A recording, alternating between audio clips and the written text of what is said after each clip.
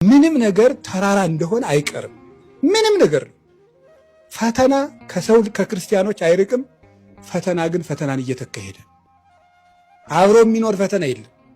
ህመም አንድ ህመም ያምናል፣ ይሄድና ሌላ ህመም ይመጣል። ክፉ ሰውም አንድ ክፉ ሰው ይመጣል፣ ይሄዳል፣ ሌላ ይተዋል። ያ ይታረቀናል፣ ሌላ ይጣላል። ይሄ ነው፣ እንደዚህ ነው የሚኖር። ሁሉ ነገር ተራራ ነው፣ ግን መጨረሻ ላይ ብርሃን አለው እና ትዕግስት ይኖራል። እኔም ነግራችሁ እሱ ነው። ትዕግስት ያስፈልጋል። ሁሉ ነገር በአንድ ጊዜ አይለወጥም። ከእግዚአብሔር ጋር ቆዩ፣ አብራችሁ ተራራውን ውጡ። ረጅም ተራራ እኔ እንደው እግዚአብሔር የሚያውቀው ሁለት ጊዜ ነው 3 ጊዜ ኢየሩሳሌም ሄጃለሁ። መኪና አለው ደብረ ታቦር ተራራ 3ቱንም ጊዜ በእግሬ ነው የወጣሁትና እንደው እንዲታወቀ ብዬ ነው።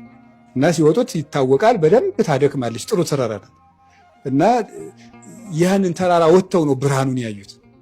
እና በስጋ እኔ እንኳን በአቅሜ ያንን እንደመድረስ በስጋ ያን ያህል ካደከመ መንፈሳዊ እንዴት ያደክማለከ? ሊነግረን የፈለገው ክርስቶስ ያንን ነው። ከሁሉም ነገር ተመችቷችሁ አትወርዱም፣ አትደርሱም ነው።